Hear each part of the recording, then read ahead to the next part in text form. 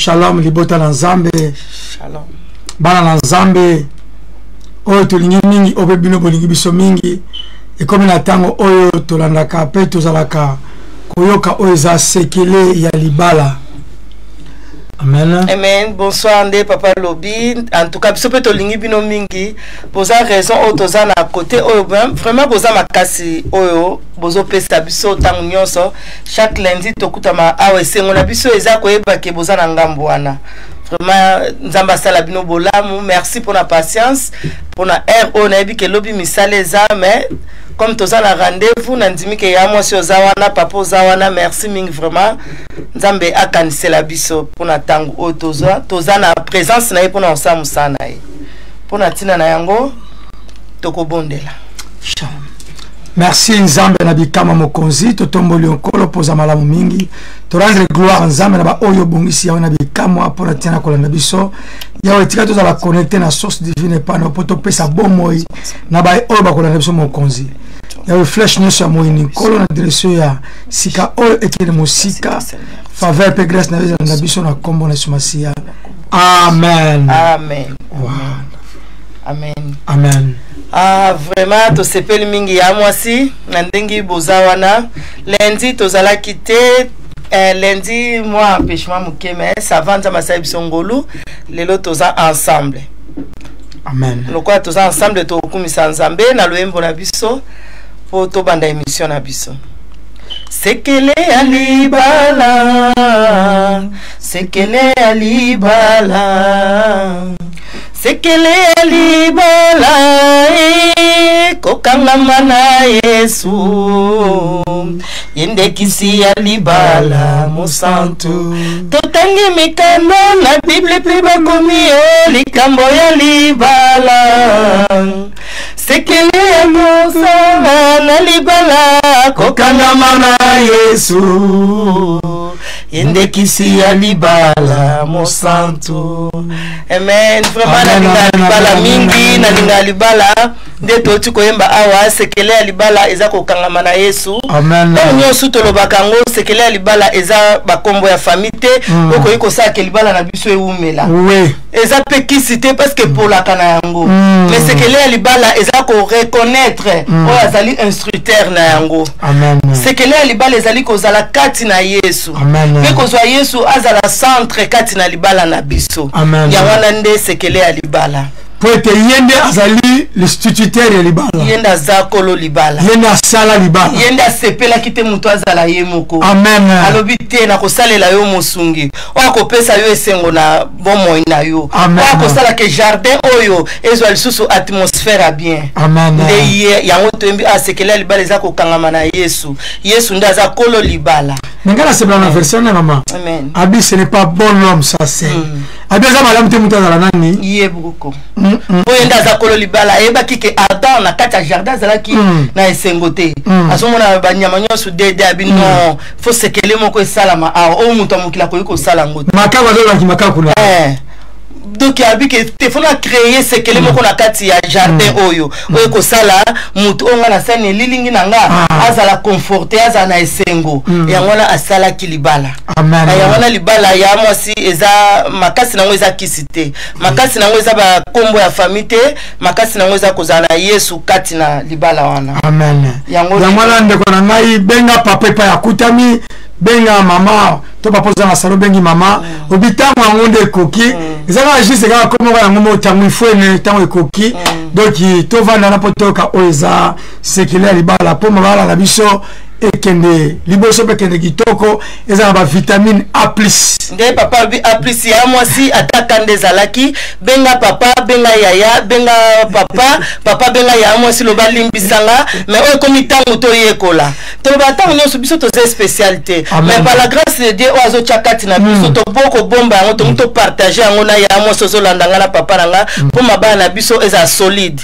Alors ya mwasi la musa papa même mabemo elekaki na moi lo bate o eza tango likambo susu oyo eza ntango na nzambe bible elobi papa likambo nyonso na ntango na alors tokomi na ntango ya sekele ya libala ya mwasi lamusa papa lamusa ya mwasi loba toyoka po tokoya kobongisa epuis eloko moko te ezanga solution donc likambo nyonso eyaka nango mais solution eza soki yesu aza solution na biso parce que baproblème ezali yango yesu azana comme solution alors ya mwasi tobosana batanda papa tobosana tosola mpona sekele ya libala na ndenge ya bonzambe amen toza na sekele ya libala chrétienne toloba toza na sekele ya libala ya bonzambe yango nalinga ya mwasi papa nanga libala na bino ekota kati na bonzambe sikoyo po ekota kati na bonzambe deux semaines passées tolobelaki médiocrité kati na libala tobe mpona nini médiocrité kati na libala kati na libala yango tolobelaki deux semaines passées mpona nini médiocrité kati na libala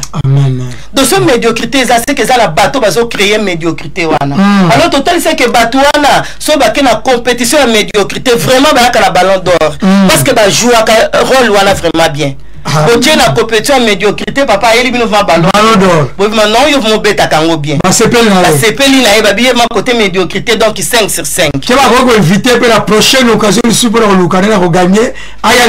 Donc il écoute ça déjà automatique. Parce que il y a ma côté wana donc deux fois té.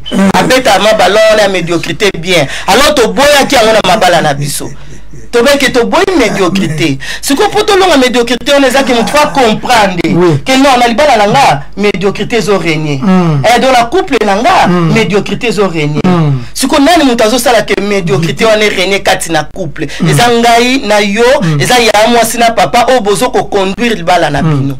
On va former un couple. Parce que nous avons mis dans jardin tango à mon que mutazala qui yemoko à mon mutazala qui ne sengote à ça qui abimisa qui Ève et pas Adam pour ni Adam zo sengo pour pas ça bien moni à ça ba monte pour pas vivre dans médiocrité non donc ce qu'on soit médiocrité comme quatre na mabala na biso faut nous comprendre cause na weza nini et bandi ndenge nini pour kota pour médiocrité ça parce que mutu asala libala auto bengi nzambe asa muta médiocrité te azam ta médiocrité mais siko yé o asa abike eza malamu te muta sa azala yemo ko lolini ni médiocrité ekota kati na libala donc sengela yango to lobel ki semaine passée sengela ngana auto comprendre e banda ndenge ni médiocrité to akomona ke banda ki pona unité ezala kité unité donc unité va parler à facteur au côté ici manque à unité va parler à facteur au côté ici médiocrité la kata parce que bible lobby papa bisika mi balé to misatu basanga na kombo nanga alors sika moi sina mbali basanga na kombo na Yesu engelo bakenzambe azawana do médiocrité ezalate engelo bakesika na unité ezali alors sika unité ezali engelo ke succès ezali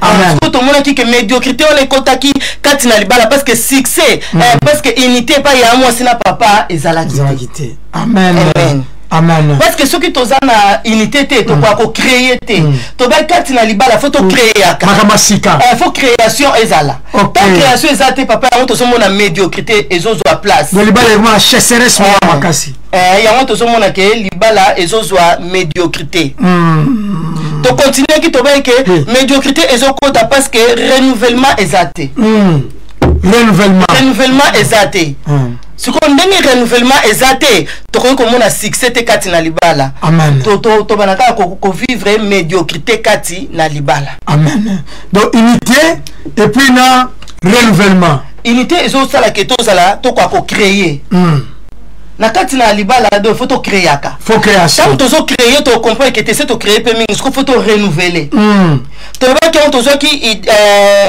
exemple ya Isaac oui a créé qui et le comment boy pour libala na ezala bien papa la posa capable à créer amen amen donc on est capable à créer et le ko ya bien na couple na bien pour libala na bien ezala bien ezala pe na solo ya parfait malamu pourtant il y a le bien que ça sert na ngai a comprendre que moi ça comment na mawa après to le bela qui sous complicité pour tous à la médiocrité c'est tous à la complicité amen papa Alpha Zuni et c'est une absolue tous à la complicité ce qu'on complicité on a avant ezala ils ont un cas unité ezala OK yango siko comme unité zala ki te to mona ki médiocrité ezwa ki place yango to ba que ya moi subie papa soka ke ina compétition médiocrité oui ako gagner parce que yango ne ebeta mananda kuna bango bana ba yebi ke ba parents na biso côté ba beta yango vraiment bien ba voisin ba yebi ke couple wana na médiocrité ma ça va donc ça va makasi mais ça bien te na plan Nzambe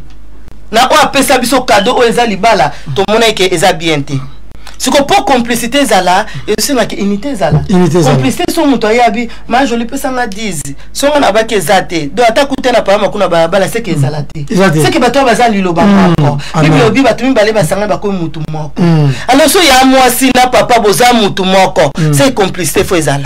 Tant complicité zali to mona ke médiocrité eza na placité. Mais so médiocrité zo régner na couple, c'est que complicité zala. Ce qu'on dit les autres la ke zalate za unité. Manque à unité. Unité za mais bana wanda ko moko bana handa ko moko mbetu moko bala mbetu moko mais bazana unité te ezo sala ke ba ko akozala na harmonie te na libala na bango eza biloko to lobila ki 2 semaines passées mais to ba ke za possible na mokana 2 Chroniques 7 14 so ki mutu a comprendre que on eza mabe apesi yango mukongo aluki elongi na Nzambe babi ke Yesu alobi epai nazali na likolo na koyoka bino pe na kokangola libota donc na koyoka yo ya mwasi na koyoka papa na kokangola libala na bino amen yango to lobela ki 2 semaines passées mais eza wana na chaîne na biso Nzambe sa biso grâce na Congo mo Kristo eza soki bozana posa nango bokokuta yango wana okoti na Congo mo Kristo bien na Facebook Évangéliste Maku bokokuta yango amen amen amen siko lelo Nzambe asali biso grâce to kwa kolobela na lingi le bonheur na lingi le bonheur kati na libala na ngai na boy médiocrité wana na lingi bonheur kati na libala na ngai non eza possible donc na lingi bonheur kati na libala po muta créer libala azala nyonso donc soki to kangami na ye to kozwa bonheur wana o passer emezola auti côté ya biso awa c'est que ça ba bonheur ya vérité ça ma bonheur mususu o eza nango passager mais ça na o eza mais ce qu'on peut bonheur wana c'est nous tous attachés na Nzambe donc pour to vivre bonheur na libana biso c'est libana biso Nzambe azala maître kati na yango quand on est de répétateur ba que non mais c'est ces gens pas comme on jamais na maison Toyota non comme mango kunate donc faut même on a maison ya Mercedes ndenge moko pe libala donc libala na biso ça la problème ya moi si faut que nango pa Nzambe donc te bosala bakisi wana bosala ke noko papa la ngaza boité or pe sa solution ya libala te faut que nango pa Nzambe amen pour Adam zalaki moko mazaki pe na posa mutu moko ba ko partager na ye mazaki incapable ya ko luka ya ko former mutu wana azaki incapable singa ka ke Nzambe na bonzambe na yo asimbi mitema nyonso a comprendre ki posa ya Adam habite moi na ngaza bien na ko sala ye musungu o akopesa sengo na vie na ye siko ya moi si papa na ngabo banda otala na est-ce que bozo koka moko zo ko satisfaire ba posa muningo zo ko akopesa sengo et pas conjoint na yo tozala ngo posa yango tolobi ke tolingi to vivre bonheur na libala na ngai donc na lingi na vivre bonheur na libala na ngai na bi ke za possible donc papa les na bonheur maman je l'ai moi na visiblement et mona na ka papa et mona na ka po bible lobi ke bokoye ba bango ba mbuma na bango amen donc mbuma bonheur et se manifester oui ba couple vous êtes la couple wana mi koleko te ki biso beza on a tina te mutala ke ngala za chrétien on a tambula na bible munene po mona ke ngala chrétien non tant batu batali yo ba reconnaître ndemo sa dit à reconnaître qui Élise atali abina balabalo batu balekana nanda ko mama viokele ba toi toi les gars nanda ko na pena yamba na ngape batu na luvambuga même muto na yambi lelo papa na monya zo leka nte vraiment aza moto na Nzambe ayebisi mobali aza 5 abiki ana ebi on a lingala matema abi aza mo santo na Nzambe po batu ba reconnaître que libana bino zo vivre bonheur oza tina olobatin bakute na bino na balaba bi bakute na bana na bino bi bakute na ba voisin tant batuni babite bango kutu bolongo ba on a lisa médiocrité ya mama ina zo ngamo muke pona na pousser moi muke batwa on balanda kiti donc na ina ba loko moka tuso na sama muke ya médiocrité amen donc coupe zo ke mari e fait non ba décider d'aller kena ngai yebo luka mo la nanga donc wa vo so moi médiocrité bota déjà mis ça on comprend médiocrité aza ba la nanga ipa yake et puis état liote nzoto na ngamoko mais Bible lobi ke nzoto ya mwasi eza pona mobali neza cadeau ya mobali na ya mobali eza ya cadeau ya mwasi na ye siko ndenge nini yozo bima batuna otuna ngani nzoto na ngai mokoti ya yo nini so ba kombe la fête ko ba petita ba kozonga ya biba kina nzala to keluka mdame mayo et puis eza déjà équipe ya médiocrité eza équipe na bango ba beta abale wana OK toto yazo kota na kata sali wana ayebi côté yake ko vanda côté pe ya batu ya côté pe ya batu wana OK donc bato ba beta ngo bien yo pe muta médiocrité te tango yeko vanda côté na yo bato bazo tala ba comment comprendre te bazo ko ezanini comment comprendre bazo ko ezanini est-ce que pas comme na côté kuna bien ndenge nini te ya moi c'est papa la fa luka bato ko sala ba relation amen mutu nyonso te aza ami na yo non tokoki koyoka na tokoki komona na tosolola mais oza ami na ngai oza camarade na ngai te non topesana mbote parce que toyebani mais oza camarade na ngai te mpo nga na équipe ya médiocrité même kutu ya prata yana pour na ozwa yango te Megar pe ba titi ozongo te l'équipe ya médiocrité na ozwa yango te mpona yebi nde ba kozwa batu nyama na temps habité ye mo eto zo l'équipe ezati bayebi ke donc yeso akoti na équipe oyo te alors yango silinga ozala position na yo loba make nga na équipe ya médiocrité nga na ozala te fosala nga eza na lingi na vivre bonheur na libala na nga non eza possible parce que nzambe nde mutu asepelaka ke alingi tozala yo moko na kosalela yo mosungi alors siko bolinga yo na mosungi bo vivre bonheur ezaka posa na biso yango tolobaka tozozala ba invitation ya libala donc pour vivre vraiment bonheur wana oyebi mpo ani tolobi na ngi na vivre bonheur na libala na ngai esosinga mutu fo comprendre ke likambo nga nasali eza bien te donc conjoint na nga aza na esengo te siko so conjoint na nga aza na esengo te nga moye na vivre sengo na libala na nga eza te oui nga lingi na vivre bonheur mpo conjoint na nga aza na esengo te parce que nzambe amona ke adam azalaki na esengo te abe na osalela ye mwasi alongoli mwasi wana kote motema ayebi ke esika basentiment evandaka mwasi amonisami comme ba mi balé mais ce que c'est moi zo monisa maté pour nini alors faut na créer loko moko ko ça les sengo na couple na nga amen ya wasi ko to kotanga na mokana na Genèse 26:8 to mona lulenge nini mutalingo vivre sengo asala nini Genèse chapitre 26 verset 8 amen Bible kuna ebaniko lo banabiso eke comme son séjour se prolongea. Est-ce que tozo lobela lisholo ya Isaac mwana ya Abraham o ngana yoto yebi ya mwasi akende na mboka mo quelque part. Alors kuna sika akende kini bisika makambo o esalamaki. To continue ya biso papa. Comme son séjour se prolongea, il arriva que Abimelech, roi des Philistins, regardant par la fenêtre, vit Isaac qui plaisantait avec Rebecca, sa femme. Donc, à la fenêtre, à mon été, Madame Sikelo Samako. À Monique, tant on va comme un ambokango. Tellement moi, c'est la Zaki Kitoko. Il y a un papa, la femme, on a que moi, c'est la Zaki Kitoko. Le Kabasi, le Soko, le Kangai, on a zoté à Aou. Donc, faut oyeba, qu'il y a moi, si, à ça vraiment Kitoko. Parce que Isaac, t'as comme un ambokango, Bamako. Et là, il faut reconnaître que moi, c'est la Zaki Kitoko. Mais ce qu'on y a, on a Kabasa Baninga Kitoko. On est médiocrité, non, c'est que Bandelia. Ah, on a vraiment médiocrité Bandiwana. Parce que Misuna, il y a pas posé au talent, il y a habité. On a que Bassi, nous sous Bazaki Kitoko. Il y a un mot sur ça, jamais mon kitoko. Soka lati, donc il y a tout à apprécier donc voilà comment qu'elle est. Ce qu'on aussi ça tient la quai. Mais à bon moment il y a autre version matanga. Aussi c'était nazanga kimia là nos allons la kimia préparer na yo. Mais ce qui fait ce qu'on me pressé. Parce que dans comme la salle au komona que y kuna za kitoko. Mais pesa ya moi c'est ta et pas pongama. Pour changer la matin là. On va bon en route. Donc on so il y a moi ça la tourner ça va autoquer kaka osala encore bien. Non papa eza bongote. Mais tant comme libando comme mona ke moi so na za kitoko moi puisque médiocrité banda yangwana. Mais ce qu'on biso to bito ça pour ça to vivre bonheur. Na mabala na biso to mona on pa Isaac a reconnaître qui beauté à Rebecca a comme si kana habité so na bien za mwasi nanga na ko perdre mais biso to za kati na Yesu te ya mwasi papa o perdre te boya ka likambwana papa nanga za sir que o perdre te faut tamula vous za sir et l'homme sous ce côté médiocrité moi mutu moi za sir te non assurance on za sir te ce qui ka ya moi ça bimé sili ka ça va se maman pour maman bien ah non c'est la season là to que ils ont mais ça peut faut ça sir même au bengi fo les salate aux assir qui aza yo qui ata mutu alinga ko linga tipo mato ina écoute etika la nandako o comprendre mais ce que yo za assir na omoroté papa mota ba comme na mboka wana Isaac a compris que Rebecca aza kitoko abi nga na oloba que yo za petite sœur nanga mais il faut moi la beauté on peut bien reconnaître il était belle de figure hein babi que Rebecca aza ki ma belle mais dire maman jolie boy amen babi que Rebecca aza ki vraiment belle amen alors Isaac sikoyo abangi koloba que oza mwasi na koloba te koza mwasi na mais na koloba koza petite sœur pour ça on a problème à cause ya beauté na yo alobi ke oza petite sœur na ngai mais na kotala boye ayi komona malobana oyo alobaki esepelisaki motema ya Rebecca te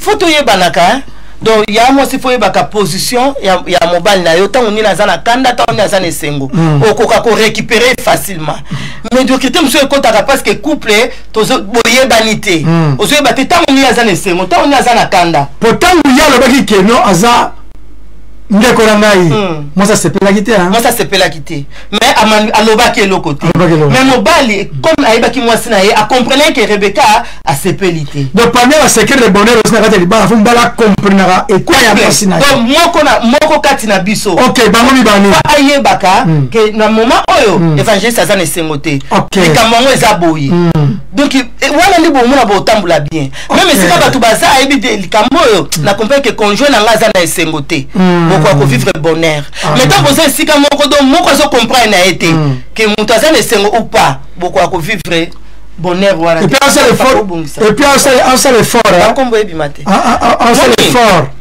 le fort que le maneno moté abe pour la conjointe te wana sa médiocrité katina libala lo to boya biso le to za la posta to vivre bonheur na mabala na biso to ko mona awa ke mama Noélie nzamba salo bolam to ko mona Isaki alobité Rebecca a sepelité na siko pona vivre bonheur na libana ngana sala nini Abimelech na musika azotala mutu alobaki ke azaleki na ye mais akomi ko salisi ba jimoko o ya na leki ba ko sala yango te bible bi batikala ki nika bango mibale bazaki bana mama mo tata mon côté mais siko ba jona zo mona teza susu ya leki na kulutu amen on comprendre isa ka saki bon pour récupérer moi si na ye a récupérer bonheur ya libala na ye amen a récupérer bonheur ya maloba bimisa ki wana albite isko fona na boya maloba wana na refuser maloba wana na récupérer mon thème à Rebecca na comprendre que moi si na ngaza sous ne sengote papa na éviter so comprendre que position au bozana ngo lelo o sala ki likamo bo pa ya mo si ngone sengo ekimi na ndako obiso papa na mama bozana kimi ate na ndako bo transmettre ngo tipa ya bana eza bien te donc faut to ke mabala na biso to vivre bonheur kati na mabala na biso amen Isaac a comprendre abi que Rebecca aza sous ne sengote alors funa sala eloko moko pour Rebecca akwa kozana sengo abani ko sakanisa Rebecca ba bi ba koyeba ba ona ba mbuma la bango Abimelech atali a comprendre habité o azaleki na ote papa est-ce que ça la mutu masa atala comprendre que bino boza couple ou bien faut lo bakara ke ye aza conjoint nanga musuba lo bakate bazo tala bino habité ba toi bazo baza ba couple na yebisio baza pe na alliance tete baza alliance te mais ndena moni bango kaka baza couple et ça bien les exemples bien Isaac a vu qu'à sa petite sœur nanga mais Abimelech a comprendre qu'habiter à sa moisi na moni et ça comme ça nous va défendre kabiso on va défendre qui Abraham mais Abraham parle pas qui Sarah sa petite sœur na mais na butu na nzamba kuta na bango bibo toucher été on comprend bo simba été wa komeka na moisi na bo simba te mais ça likamususu acte ka yo sali batu ba comprendre que te ya za moisi na omoni papa langa actuellement au sala na basi wana ya pembeni wana yango baby sa atmosphère na ndako yango to comment mona médiocrité et comment okota kati na libala à partir ya acte wana yo salaka omona mwasi mo alati o ya lati bien ye eza bien alati bien no bala mama ya mwasi oyebisi mwasi na yo tuna yeko na tonga kelamba wana tuna ina ka ki suki wana donc ozo sala libala no o vivre bonheur kati na libala na yo suki ne kitoko vraiment et suki liwana te oza papa mabe oza ya mwasi mabe alléluia moni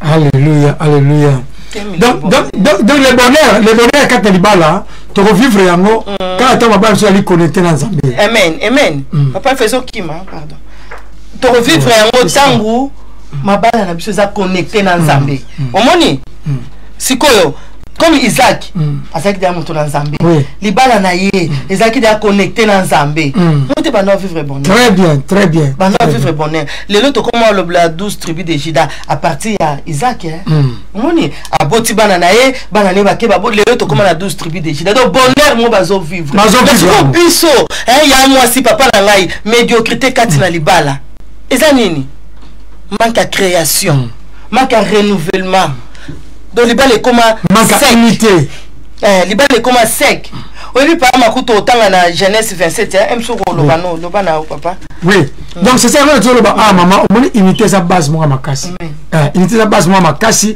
sur la carte libala unité zate donc c'est la période dialogue zalate mais on se lobela moi la fois passée sur ma manque à dialogue et au code sabino pina donc chesseres mo ya makasi moyen création et la madame ezala ezate et puis tellement unité zate même moi va servir papa très bien on va servir ezate amen eza bongo unité zate ce que c'est unité zate moi to vivre bonheur ezate moi ya moi ça na amour wana a servir yo ezate mutu au servir yo bien ndenge to ba mutu faut reconnaître moko kati na biso faut reconnaître que te azo servir nga bien te c'est que eloko mombo ya mabeza ce que likamongo ba ndenge ni na mutasali yango ça on reconnaître wana au moins que ça bien.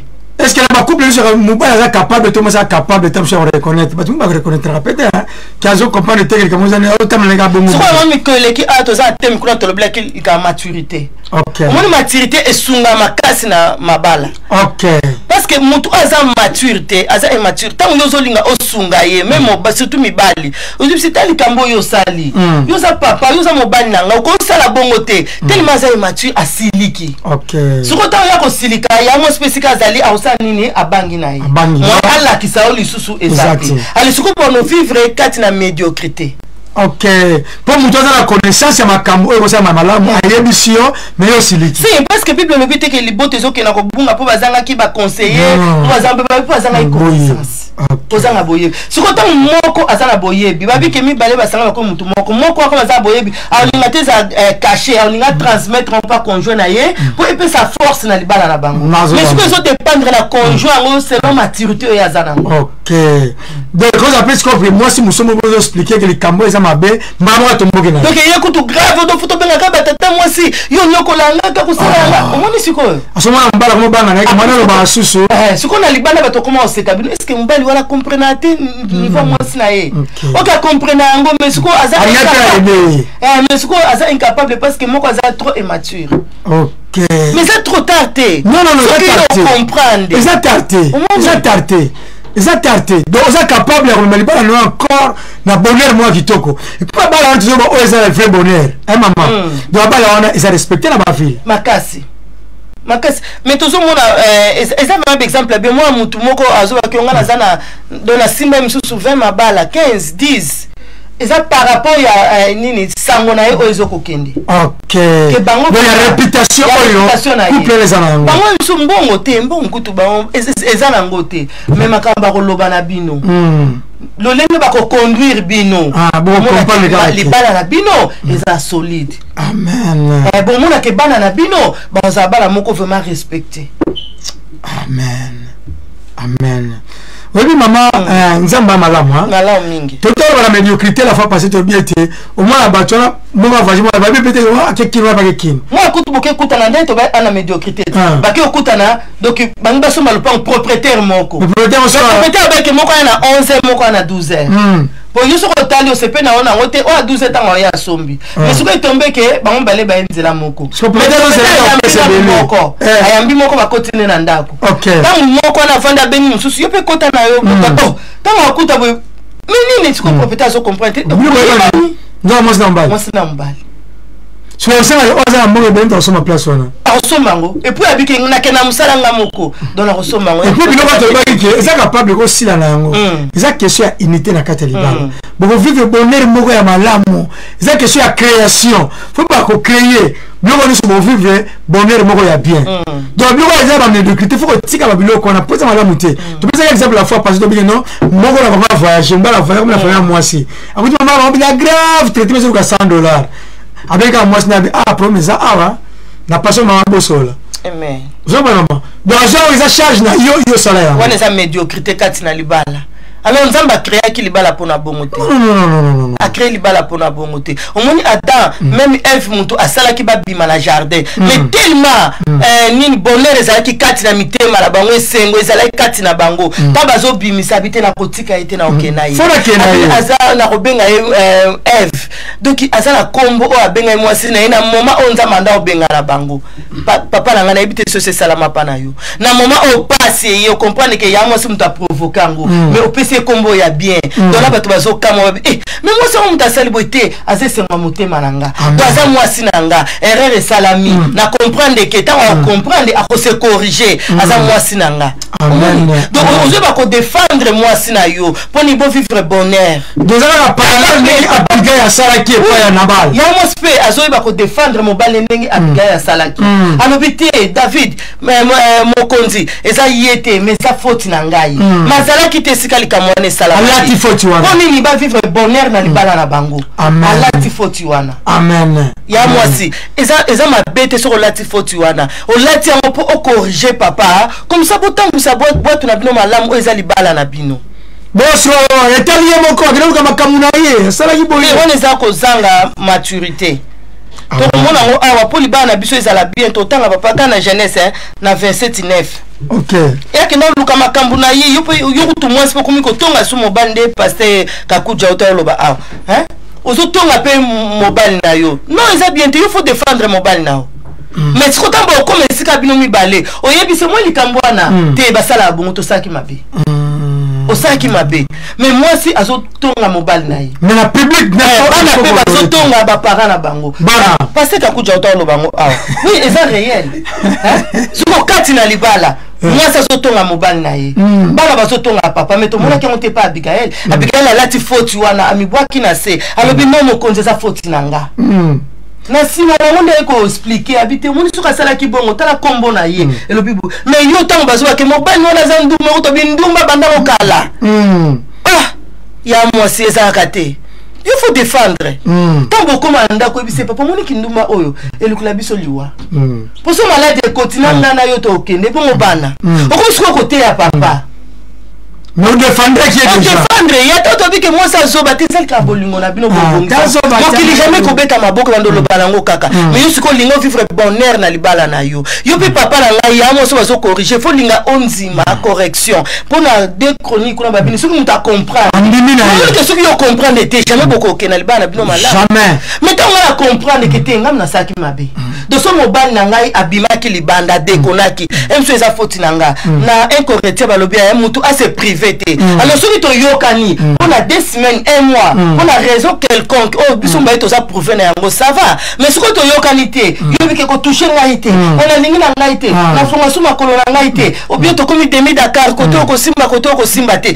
Ozo fonga la porte moko boy. Ta moko okende kuna a kuina libanda kuna, asali ekobo. Ekobo c'est ça. Mais ce que tu yo comprendre que ekobo le kotina ndako na nga, donc ngam na fonga la ki porte. Te bato ba loba na bango. Ngala comprendre ngam na fonga la ki porte. La ligne si conjoint nanga alors to bon de l'ensemble autre lobi que c'est papa ba mi collègue singa singa 3 filles singa la fille a 3 filles singa misatu et c'est difficile pour difficile parce que moi c'est on parle troisième personne c'est Dieu parce que yesu na kati asimbi biso basimbi biso bo libala ko passanate on voisin avec moi ça zoba on va avec moi ça zoba bakoya bosaki ndenge nini po batatu bozaki na otonzima eteke bokoza atile siko ngai kutu dona sali eloko te ya mwasi alinga sute papa linga te bino bosaki ndenge nini ta bango bamona ki bazoba te yo kolanda wala te yo lingo vivre bonheur na libala oyebi mpona vivre bonheur donc moko fa yeba go ya moninga ayeba baposa ya moninga yango tobi totanga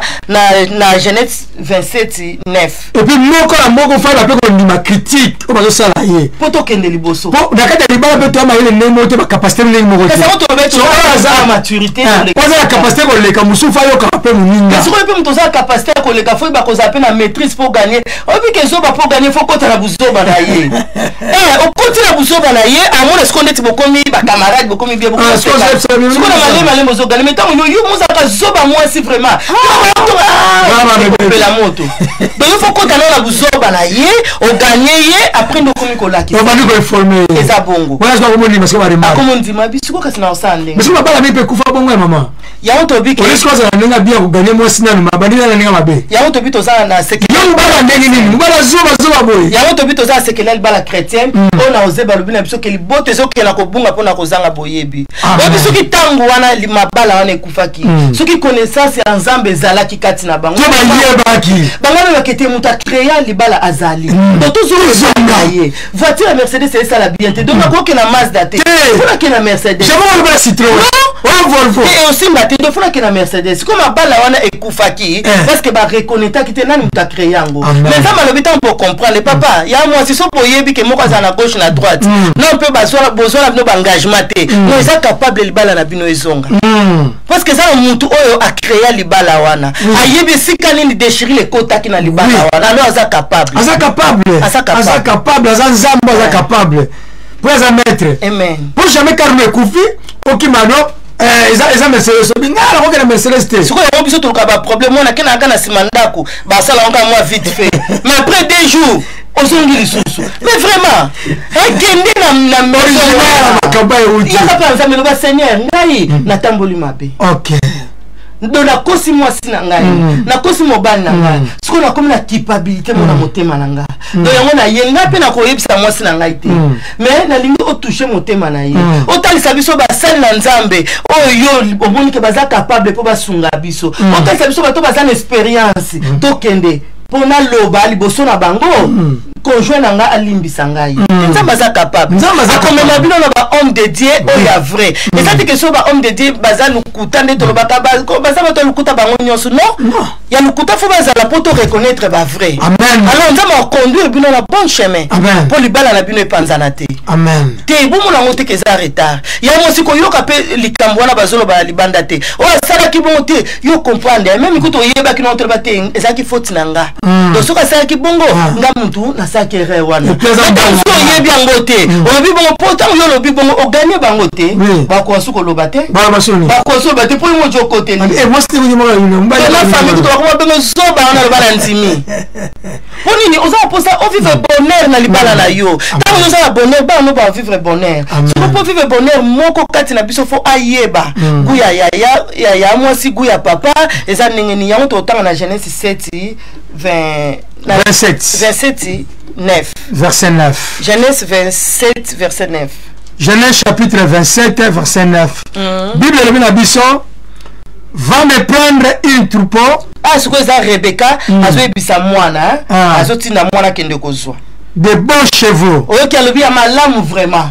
qui côté o eza teke o eza na ba graisse belé ko sala ba cholestérol te côté o pesa teke na ba mikwa mo ko sala mino pasité na bizwa ya malamu j'ai affaire pour ton père abido ngai na kosala ngo pour papa na bana te ngai baba ni sala pe moi kama to bi alingo vivre bonheur ya malamu abikelo ko zona nyama o ya msuni ya bien o aza bien ngai na kosala ngo pour papa comme il aime le lenge papa alingaka awa donc Rebecca ayeba ki guya papa Rebecca alingaka vivre bonheur na libala na ye abana ko tinda bana ya Mireille Mupunda abana ko tinda mwana akende kozwa mabi ngai moko na kolamba yango ponga muna yebi guya papa et puis soit pe côté ya bien mais ya mo sile lokoma songa na ye na ndaku ma joli olamba no biloko oyo wi ngana olamba ponga no tolia mais o papa olia yo yebi guya papa alinga mungwa mingi alinga mafuta yo mto yebi kuwana te faut telema au sala nous allons bala na yo amen ezali bala petite sœur te te petite sœur ala mane madesu wana lambi na yango soki pe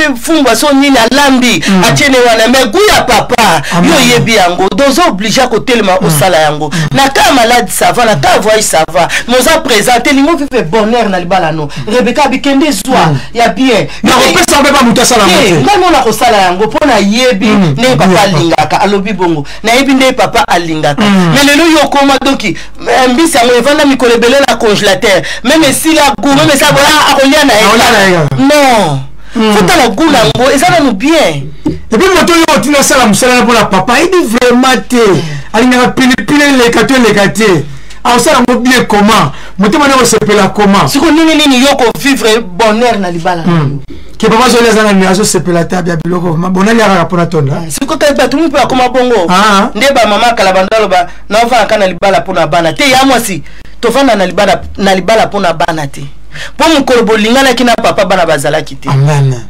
Alors qu'on lia pe karateke pour na tonda. Non, faut lia bilo pour se perdre bilo quoi na. Et pour ça on talingane bilo quoi la te. So ko tchamo na mesa linga o tchape o ya lingaka.